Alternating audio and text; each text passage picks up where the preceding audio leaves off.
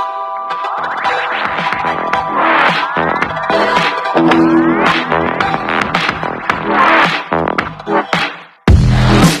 Everybody. तो आज के वीडियो में हम पढ़ेंगे रिसोर्सेज के बारे में। ये टॉपिक ज्योग्राफी का है, सो लेट्स बिगिन।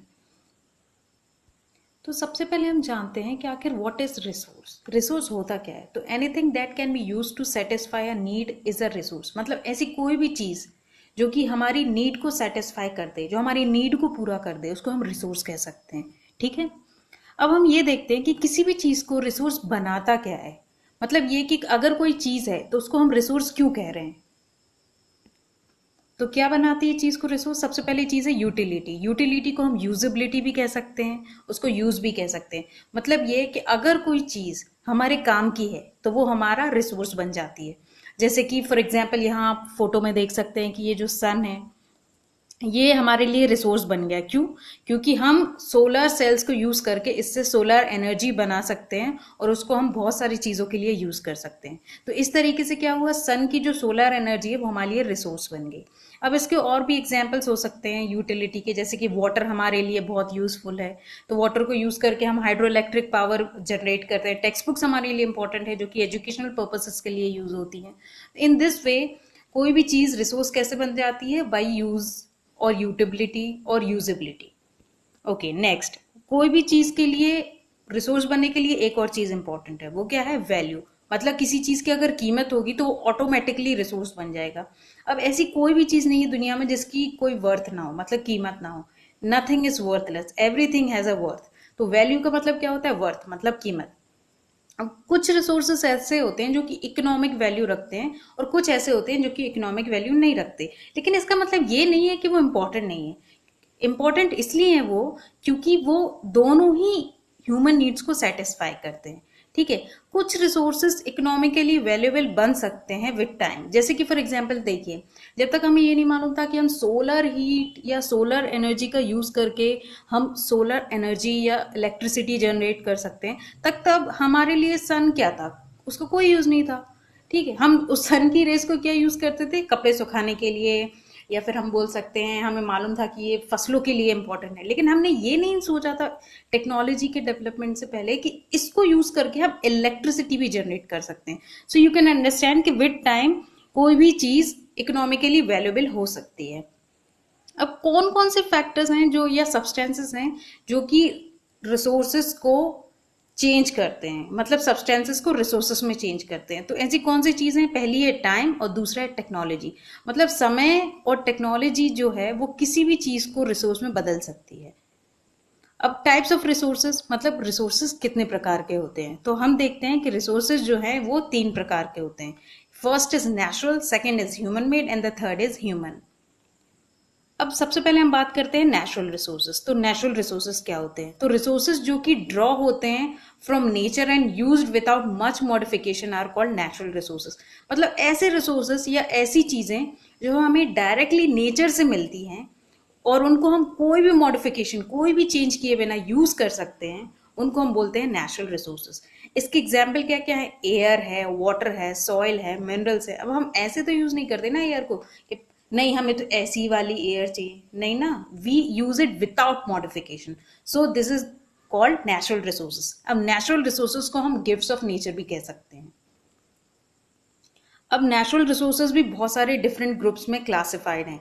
कौन कौन से बेसिस पे? पहला है level of development and use, second is origin, third is stock and the fourth is distribution. तो सबसे पहले हम देखते हैं डेवलपमेंट और यूज के बेसिस पे इनको 2 ग्रुप्स में डिवाइड किया गया है। पहला है actual resources and the second is potential resources. तो एक्चुअल रिसोर्सेज क्या होते हैं? ऐसे रिसोर्सेज जिनकी क्वांटिटी के बारे में हमें पता है, मतलब हमें ये पता है कि वो कितने हैं। मतलब जैसे क्वांटिटी हम कैसे बोले, जैसे कि हम इतने लीटर है कोई चीज या इतना किलो है, उसके बारे में हमें एक्चुअली पता हो कि ये इतना बचा हुआ है। ठीक है। पोटेंशियल रिसोर्सेज ये होते हैं कि जिनके बारे में हमें क्वांटिटी नहीं मालूम उनकी एग्जैक्टली, लेकिन ये मालूम है कि हाँ वो रिसोर्सेज है। उसके बाद एक्चुअल रिसोर्सेज ये भी होते हैं जो कि प्रेजेंट टाइम में यूज हो रहे हैं। ठीक है, उनको एक्चुअल रिसोर्सेज बोलेंगे। और पोटेंशियल रिसोर्सेज ये होते हैं जो कि प्रेजेंट में हम यूज नहीं कर रहे, लेकिन हम इन्हें फ्यूचर टाइम में यूज कर सकते हैं। ओके। फिर इसके एग्जाम्पल है एक्चुअल रिसोर्सेज का, जैसे कि कोल है जर्मनी में, पेट्रोलियम है वेस्ट एशिया में, ये कि एक्चुअल रिसोर्सेज, इनकी एक्चुअल में हमें क्वांटिटी मालूम है कि कोल जर्मनी में कितना है और वेस्ट एशिया में पेट्रोलियम कितना है। अब हम पोटेंशियल रिसोर्सेज की बात करते हैं। तो यूरेनियम जो कि लद्दाख में, लद्दाख जो कि इंडिया का पार्ट है, अब वहां जो यूरेनियम पाया गया है वो उसका अभी तो प्रेजेंटली कोई यूज नहीं आया है, लेकिन हमें मालूम है कि फ्यूचर में हम उसका बहुत ही बढ़िया यूज कर सकते हैं। अब on the basis of origin resources को दो भागों में बांटा गया है, बायोटिक एंड एबायोटिक। अब बायोटिक से एक बात समझिए, सबसे पहली बात यह है कि बायो वर्ड जहां भी आ गया उसका मतलब होता है लाइफ, ठीक है, और ए अगर लग गया तो इसका मतलब एब्सेंस ऑफ लाइफ। तो इस तरीके से हम समझ सकते हैं, ठीक है। तो बायोटिक में ऐसे सारे रिसोर्सेस जो कि लिविंग थिंग्स हैं, मतलब ऐसी चीजें जिनमें जान है, उनको हम क्या बोलेंगे, बायोटिक रिसोर्सेस, ठीक है। उनके एग्जाम्पल्स क्या है, प्लांट्स एंड एनिमल्स। अब एबायोटिक मतलब इसका जस्ट उलट, जो ऐसी चीजें जिनमें जान नहीं है, नॉन लिविंग थिंग्स, ठीक है, they are not conscious being, तो उनको क्या बोलेंगे हम, एबायोटिक रिसोर्सेस। इनके एग्जाम्पल क्या है, सॉइल, रॉक्स, मिनरल्स। अब हम बात करते हैं on the basis of renewability या स्टॉक, मतलब ऐसे कि वो रिन्यूएबल हो सकते हैं या नहीं, मतलब वो वापस आ सकते हैं कि नहीं, एक बार यूज हुए तो क्या वो खत्म ही हो जाएंगे, उस बेसिस पे। तो उस बेसिस पे दो हैं, पहला है renewable and the second one है नॉन रिन्यूएबल। रिन्यूएबल रिसोर्सेज वो होते हैं जो कि इनएग्जॉस्टेबल होते हैं। इनएग्जॉस्टेबल का मतलब ये है कि वो लाइफ में कभी खत्म नहीं होंगे।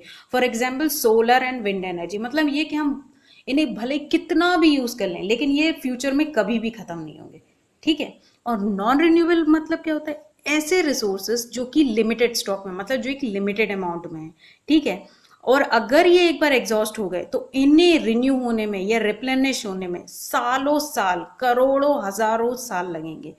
इसलिए इन रिसोर्सेस का एक और नाम है, इनको इनएग्जॉस्टेबल रिसोर्सेस भी कहते हैं, ओके, एग्जॉस्टेबल रिसोर्सेस। इनके एग्जाम्पल है solar and wind energy, oh sorry this is the wrong thing, coal, petroleum and natural gas. तो हमें मालूम है कि कोल खत्म हो रहा है, पेट्रोलियम खत्म हो रहा है, नेचुरल गैस खत्म हो रही है, एक समय ऐसा आएगा कि ये सब खत्म हो जाएगा, ओके। उसके बाद है on the basis of distribution. तो on the basis of distribution resources को दो भागों में बांटा गया है, पहला ubiquitous and the second is localized. तो यूबिक्यूटस हम बोल सकते हैं रिसोर्सेज वो होते हैं जो कि अर्थ में हर जगह पा सकते, हर जगह है, मतलब लैंड, वाटर, एयर, हर जगह पाए जाते हैं, ठीक है। और लोकलाइज्ड रिसोर्सेज वो होते हैं जो कि एक सर्टेन प्लेस पे पाए जाते हैं, जैसे कि कॉपर और आयरन और। ये जो डिस्ट्रीब्यूशन है नेचुरल रिसोर्सेज का, ये बहुत सारे फैक्टर्स पे डिपेंड करता है, जैसे कि टेरेन, वहाँ का क्लाइमेट कैसा है, वहाँ की एल्टीट्यूड कैसी है, मतलब हाइट कैसी है उस जगह की। डिस्ट्रीब्यूशन जो है ये रिसोर्सेज का all over the earth unequal amount में फैला है, मतलब ऐसा नहीं है कि एक ही जगह सब कुछ है, सब कुछ अनइक्वल अमाउंट में फैला हुआ है।